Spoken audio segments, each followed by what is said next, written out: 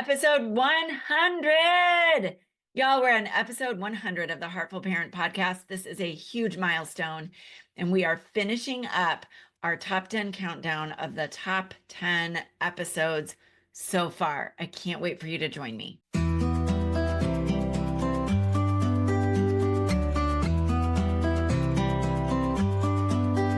Hi, friends, and welcome to the Heartful Parent Podcast. I'm your host, Christy Keating. In this podcast, we talk about it all, our parenting, our partnering, and our professional lives, because they are all a part of us, and we were never meant to do this alone.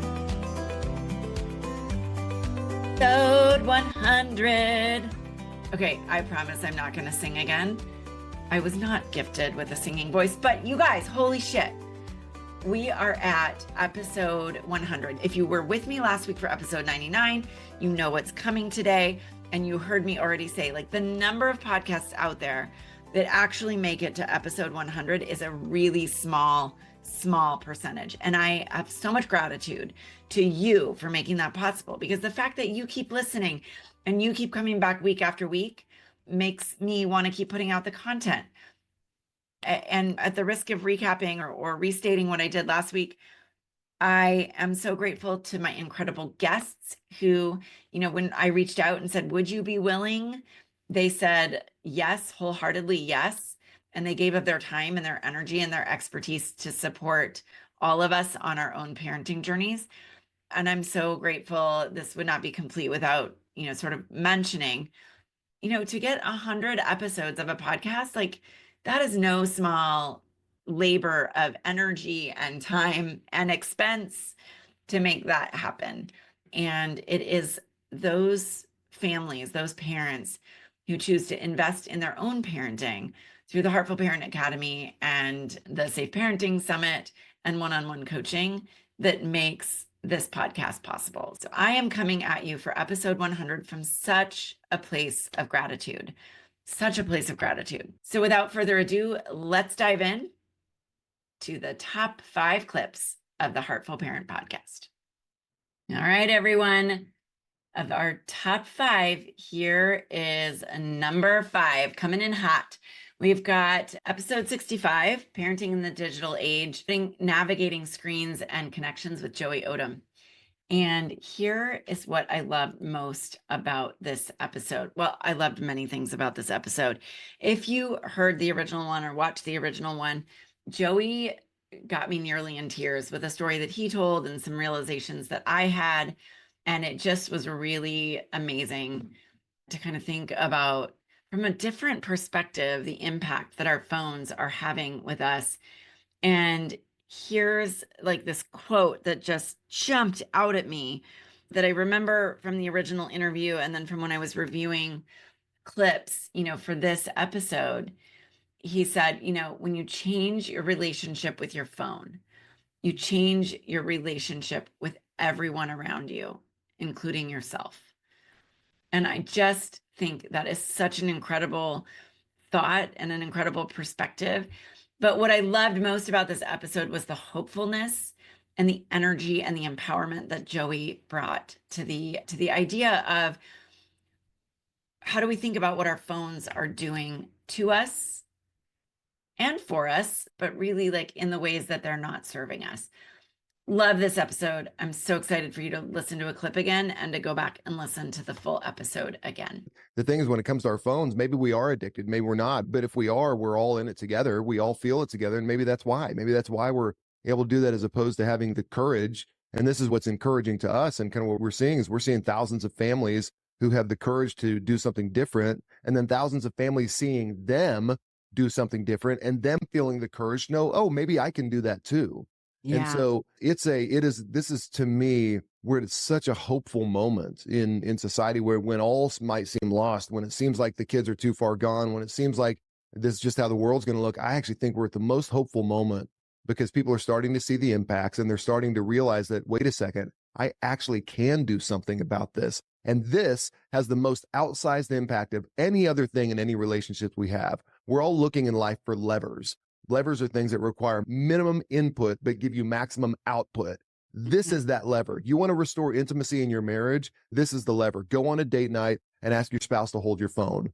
That will change the entirety of that date night. Yeah. When your child wants to talk to you, go physically put down your phone. What an amazing thing. Begin to change that relationship that you have with your phone. That will have the greatest outsized impact. We say all the time, when you change your relationship with your phone, you change your relationship with everyone around you, including yourself. Yes.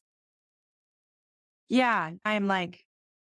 I'm so on the same page, Joey. And yet you're describing some of these things in such a different way than I think many people talk about this. And the fact that you're coming at this from a place of hope and positivity, and that we really do have power and agency in this, I think is a refreshing approach to this whole challenge. And even as is challenging me as we talk to think through, where is my own agency in this?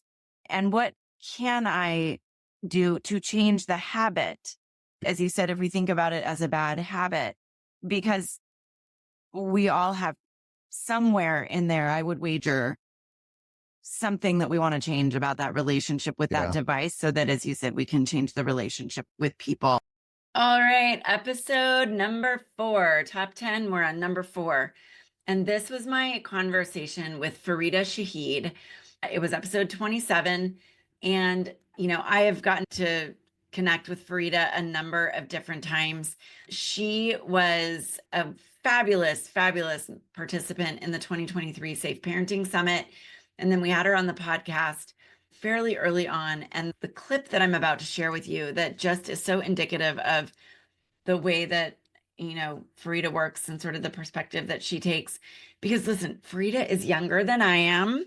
She's younger and she's in it. She was a gamer. She grew up with online content in a way that probably many of us, if you're listening, probably many of us didn't. Farida did. And now she has dedicated her life to keeping kids safer and in those online spaces. And what I love about this clip is, in the most gentle, kind way, she calls us out. She calls us out because she's like, look, we are not modeling safe practices. We are not modeling consent when it comes to the way we treat photos and moments and videos of our kids. And we have to think about what that's like, how we're modeling or what we're modeling for our children. And like I said, she does it without judgment, but just like, hey, maybe you never thought about it this way. But it's important to think about the fact that, if you're willing to post a picture of your child or your teen, something vulnerable, some moment of theirs, without their okay, without their consent, you can't really be surprised if they then post a picture of a friend or a classmate from whom they don't have consent and get themselves in some hot water around that. And so she really invites us to honor boundaries, to think carefully about what we're posting. And like I said, to model what we want for our children. She calls us out, but she does it in a way that I know I was able to hear, and I hope you are too. So share with us a little bit, what are other risks that we need to be thinking about in what we post? Really modeling what you want your kids to do. So if you're in a space where if something happens with your family, or a cute moment or embarrassing moment or whatever moment that you felt this is shareable, and you post it online without second thought, but you're teaching your kids not to do the same, it doesn't really work. And so your kids are going to be modeling the behaviors they see in you. So if your kid feels like, oh, if I go to my friend's house, I can videotape them without asking them for permission. I can post it online because it doesn't matter. If something happens at school, I can take a picture of someone and post it on Instagram or make a TikTok about it. And we see this all the time where everyone feels okay with taking a very vulnerable moment and putting it online without ever consulting anybody else.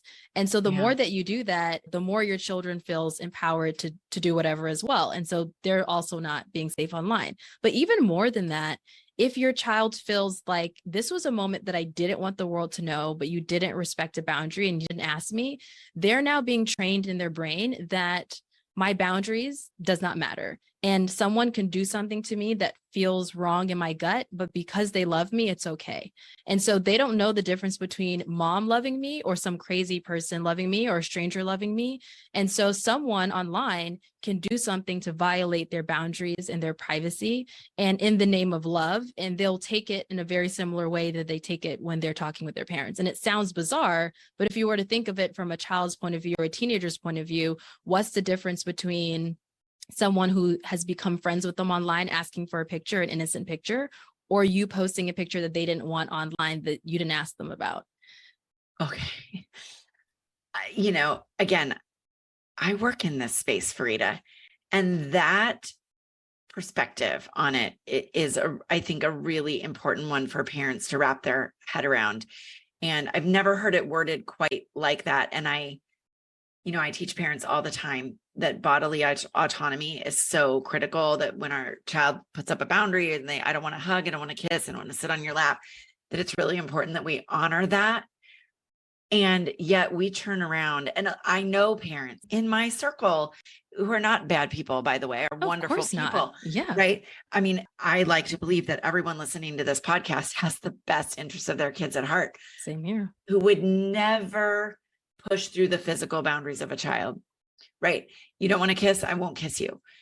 But don't hesitate to post something online without permission, or even in the face of knowing that their child doesn't want them to. And the bigger message that sends, as you just pointed out, is critical. Yeah, it's like your boundaries don't matter. And it's not, I don't believe that this is a black and white issue.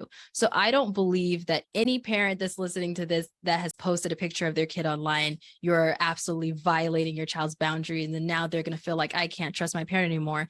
It's more the intention behind it. All right, y'all, we are now on clip number 3. We're working our way to number 1. And clip number 3, I got to tell you, when I was first contacted by Dr. Marianne Little, our guest from this episode, I wasn't sure where this episode was going to go, or if I was going to connect with her, or if I was going to like anything she had to say. And I took a little bit of a gamble, and I'm so glad I did, because she's now landed in the top 10 episodes, and one of the most listened to episodes, because she talks about how not to raise a narcissist, which I think is something parents worry about, but we don't know how to do it. And in the clip that you're about to hear, she really turns a lot of modern parenting on its head, because as she shares, many of us think that, we want our kids to have a positive self-concept. And so we sometimes go overboard with praise and congratulations and support and all of these things. We treat them as special, right? And listen, my kids are special. I bet yours are too. My kids are the most special. I bet your kids are too. But, when we take a step backwards and look at what is that, yes, we can think our kids are special, but when we treat them as special snowflakes, we're not benefiting them, and we run the risk of raising a kid who doesn't have a positive self-concept, but is in fact a narcissist. And what's at the root of narcissism is not really high self-concept. It's a very low self-concept. And so I love this clip. And I think, Dr. Little brings us back to science and research and reality, and helps us all think about what might we be doing with our kids that isn't ultimately serving them. So, like I said, wasn't sure where this episode was going to go, but it has now landed in spot number 3 of the top 10. Yeah, I have a list of tips, but let me just start with the one that is most concerning, particularly in this day and age in this culture. And that is the pitfall of treating your child as special. And most parents believe that if I praise them enough, and if I give, sort of treat them as special, it ensures a positive self-concept. But the literature has not supported that. And in fact, we have data that suggests that overvaluing children actually contributes to narcissism. We have actual research that shows us that. Wow.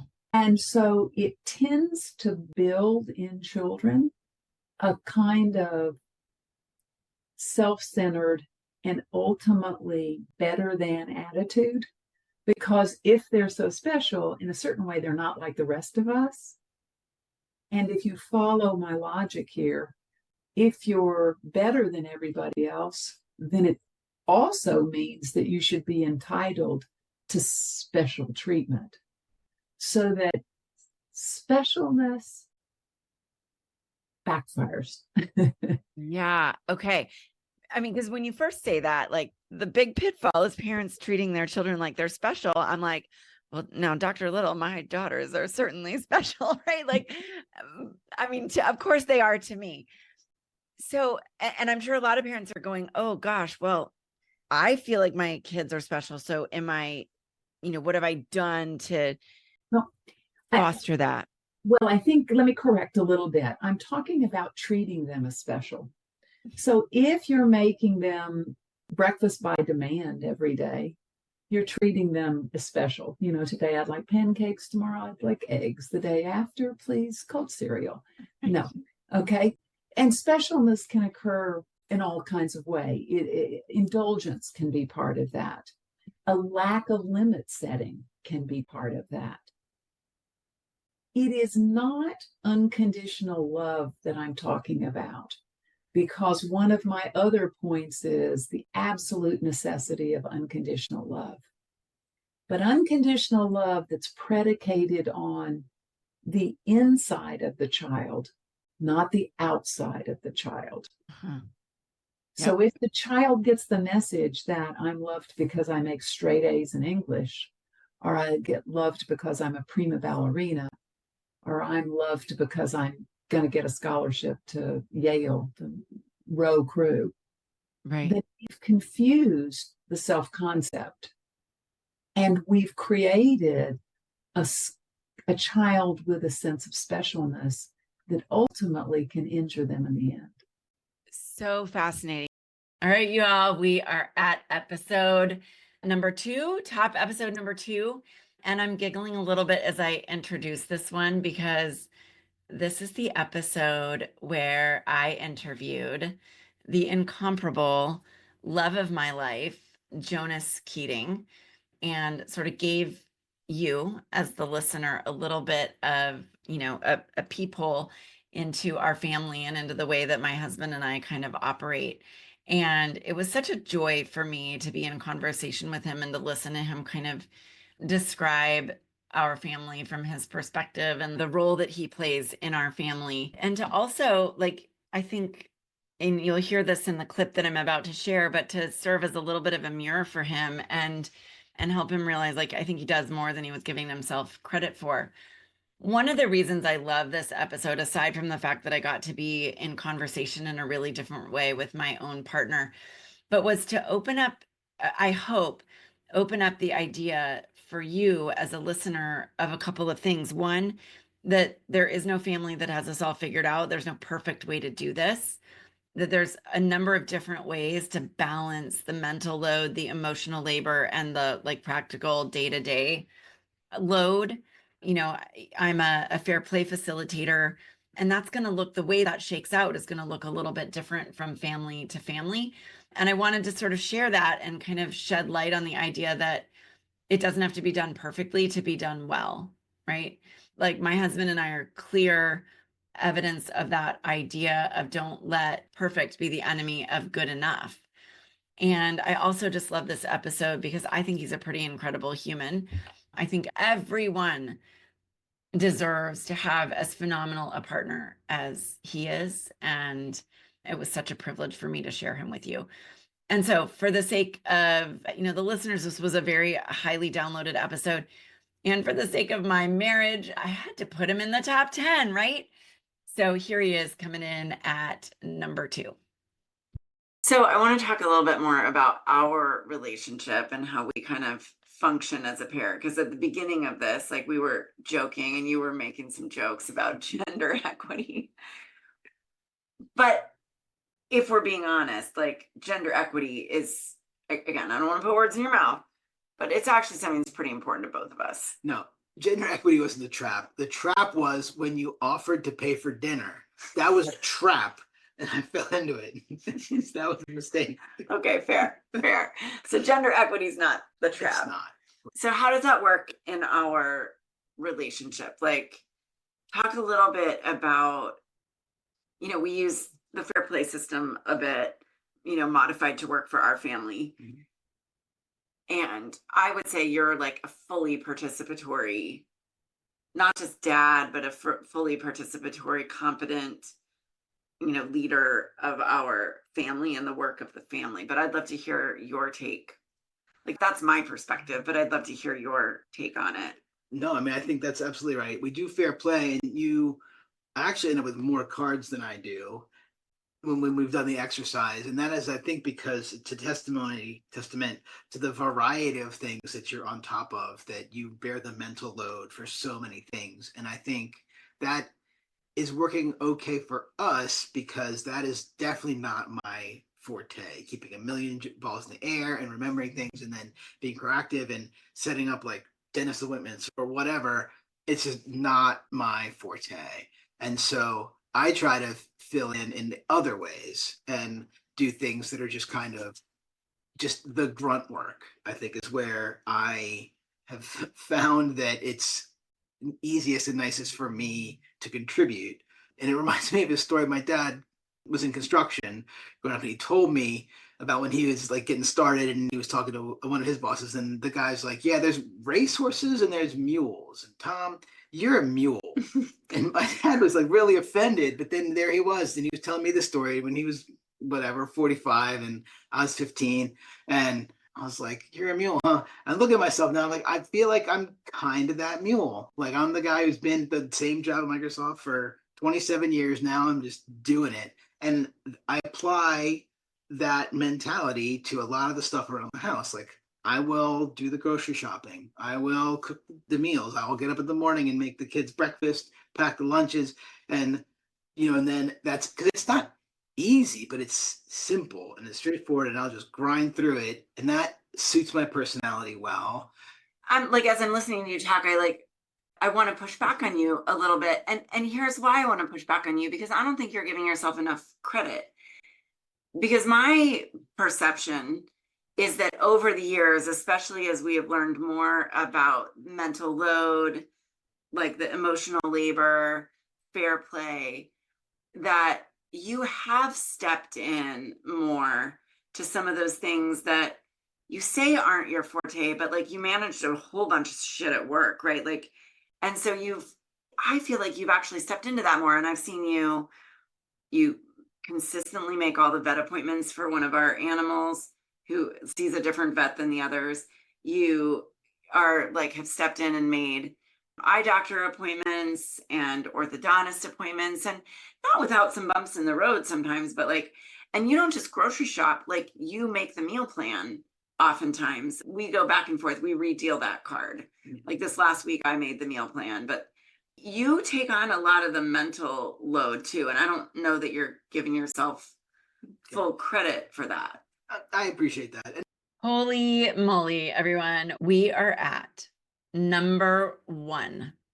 This was one of the most downloaded episodes, one of my favorite episodes, one of the most impactful. And y'all, it was episode number 2. And I am so proud of this one because, I reached out to this lady who almost needs no introduction.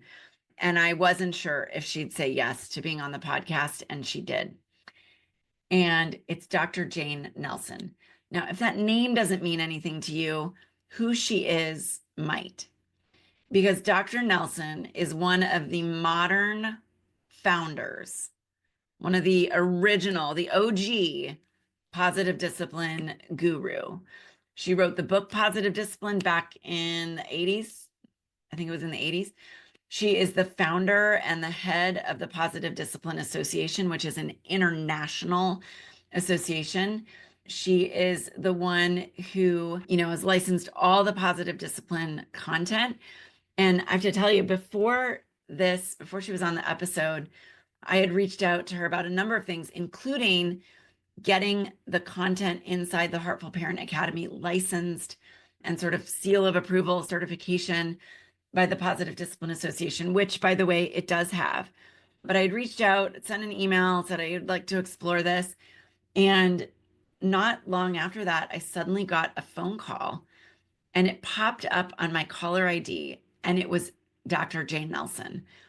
And I was like, oh my God. And it was a little bit of one of those deer in the headlights. Like, I'm talking to my idol kind of, I was just, this would be like, okay, I'm a huge fan of Ed Sheeran. This would be like if Ed Sheeran called me. Ed, if you're out there, feel free to call. I was just like flabbergasted, right? That she picked up the phone. She's the head of this international organization. She is in the world of positive parenting. She's just incomparable. And she's in her mid to late 80s at this point, maybe even approaching 90. And she picks up the phone and calls me. And that started a relationship. And, I've since then been in contact with her and her son, who helps run the Positive Discipline Association. And then, of course, I got to have her on the podcast and was so thrilled when she said yes to this. So that was just super exciting. And that's one of the reasons why it's my #1 episode, but also one of the most downloaded ever. Also, she dives into what is positive discipline, which is a big question. In fact, I was speaking with a potential client recently, and he said to me, because I was just talking about positive discipline, this and that. And he goes, I'm sorry to ask, but I don't really know what that is. Like, can you describe for me what is positive discipline and how it differs from other parenting philosophies out there? And what are the other parenting philosophies out there? And I realized, it's become such a cornerstone of the work that I do that not everybody knows what it is or what it means, and certainly how to parent in that style successfully. And so in this episode, we break that down a little bit. And it was such an honor for me to host this incredible woman who I think has made such an influential change culturally that will continue to grow. And frankly, I'm not sure she's gotten adequate credit for that. So without further ado, top episode of the first 100 episodes of the top 10, Dr. Jane Nelson coming in at #1. So I'd love to ask you, what really is positive discipline? I know you mentioned there's a lot to it, and indeed there is. So what are some of the fundamentals? And while you're describing that, I'd love to have you talk about, is it the same as permissive parenting? Because I think a lot of people hear positive parenting or positive discipline, and they think it means we just let our kids do whatever we want. Exactly. It is not that. In fact, the first thing that kind of surprises people is when I say there's no punishment. And exactly, they think, well, does that mean you're going to let kids do whatever they want? Mm-hmm. And it does not mean that at all, not even close. Punishment is not good for kids. Permissiveness is not good for kids. Yeah. But it really, this whole idea, sometimes people wonder why I called it positive discipline. Because discipline is important, but discipline is too often thought of as the same as punishment. And discipline need not and is not best. Punishment is not the best way to create discipline. Right. In fact, what we really want to help children do is create self-discipline and responsibility and cooperation, problem-solving skills. So it's definitely not punishment. And so then what's so interesting to me is people have a hard time with that. They have a hard time giving up because they really do think that it means letting kids do whatever they want or letting them get away with stuff. Yeah. I did a little interview with one of my 14-year-old grandson, and I said, how do you like that there's no punishment? He said, I love that. And I said, but does that mean that you can get away and do whatever you want? He said, no, it doesn't mean that. And I said, well, what do you do? He said, well, we work on solutions. And I would say that's one of the main things, is always focusing on solutions. And kids are so good from the time they're 4 years old. And you ask them, what do you think we could do to solve this problem? And you teach them that it's okay to think about solutions and to brainstorm for solutions, and then teaching them the 3 R's, and that the solutions have to be respectful, reasonable. What is it? Related. Related. There you go. Yeah, related, respectful, reasonable, and helpful. Kids can learn this stuff, and they love it, and they're so good at it. It's just so interesting to me that even 4-year-olds, that's just when they're coming their brain development to where they really want to use their power. They come up with solutions that just dumbfound adults. I mean, why didn't I think of that? Yes. That's what teaches them to be responsible and capable and problem solvers. All right. We have reached the end. Thank you so, so much for joining me on this little trip down memory lane. It's been really fun, this episode and the last one, to go through and reshare with you the top 10 episodes from the Heartful Parent Podcast. I've said that, you may have heard me say this, but these were the ones I sort of cherry picked out, looking at what are conversations I really enjoyed, what's the feedback that I got from you as the listener, what were the top episodes that were downloaded. But there have been so many others that I could have slid in to one of these slots, because I've been so blessed, so gifted with really incredible guests on the podcast in our first 100 episodes. I am over the moon excited and grateful and thrilled to have reached episode 100, and I can't wait to share another 100 and another 100 after that with you. So if you have gotten anything out of any of these episodes, any of these clips, the last 100, do me a favor, 2 favors. 1, pop into wherever you listen to podcasts, whether it's YouTube or Apple Podcasts or Google, Spotify, and drop me a 5-star review. That is how we help more parents find the awesome Heartful Parent Podcast.